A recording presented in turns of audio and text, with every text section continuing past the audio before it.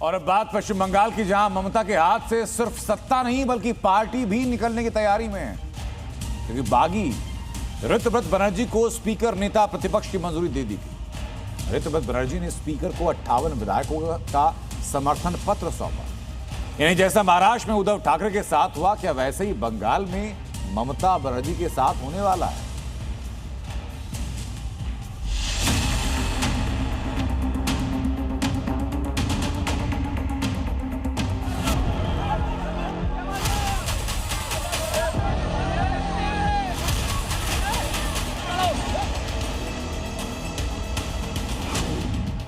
बंगाल में ममता के खिलाफ महाखेला।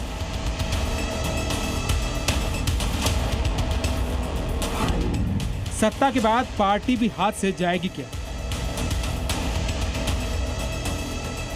क्या बंगाल में महाराष्ट्र पार्ट 2 होने वाला है? पश्चिम बंगाल में 15 साल राज करने वाली ममता दीदी के हाथ से सत्ता क्या निकली, उनके अपने ही बागी हो गए। दो बागियों ने मिलकर दीदी के हाथ से टीएमसी का कंट्रोल ही छीन लिया। ऋतव्रत बनर्जी और संदीपन साहा, ये वो तो चेहरे हैं जिन्हें ममता बनर्जी ने अपनी पार्टी से बाहर का रास्ता दिखा दिया। मगर दीदी को इस बात का एहसास नहीं होगा कि ये दोनों पार्टी के 2/3 विधायक ही तोड़ लेंगे। टीएमसी विधायकों ने आज विधानसभा अध्यक्ष को 58 हस्ताक्षर वाला एक पत्र सौंपा और ऋतव्रता बनर्जी को विपक्ष के नेता के रूप में नामित करने का प्रस्ताव दिया। अध्यक्ष ने पत्र स्वीकार कर लिया।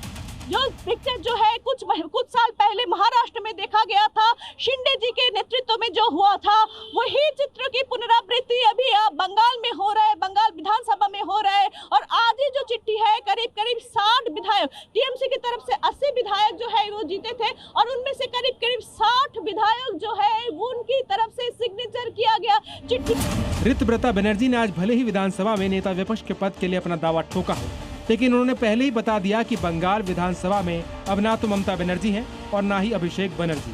As the Bengal's 18th West Bengal State Legislative Assembly is concerned, Abhishek Banerjee is nobody of the State Legislative Assembly. पश्चिम बंगाल विधानसभा की नई तस्वीर बिल्कुल अलग होने जा रही है। न सिर्फ सत्ताधारी पार्टी बदल गई है, बल्कि विपक्ष के नेता भी होंगे, क्योंकि ऋतव्रता बनर्जी के साथ टीएमसी के 58 विधायक, यानी अब दीदी के साथ सिर्फ 22 विधायक ही बचे। इससे पहले टीएमसी ने बंगाल में 80 सीटों पर जीत हासिल की थी। टीएमसी के अंदर ये बदलाव नया नहीं है। कल शाम ममता बनर्जी ने अपनी पार्टी के नेताओं पर हो रहे हमलों के विरोध में धरना दिया। इस धरने में दीदी के साथ सिर्फ 8 विधायक खड़े हुए। हालांकि ममता बनर्जी इस टूट के पीछे पॉलिटिकल साजिश बता रहे हैं। उन्होंने कहा, जो लोग टीएमसी को तोड़ने की कोशिश कर रहे हैं, मैं कहना चाहूंगी, ईश्वर अल्लाह तेरो नाम, सबको सम्मति दे भगवान। बंगाल में हुए इस बदलाव को कांग्रेस बीजेपी का डर बता रही है। बंगाल में एकनाथ शिंदे मॉडल लागू किया जा रहा है।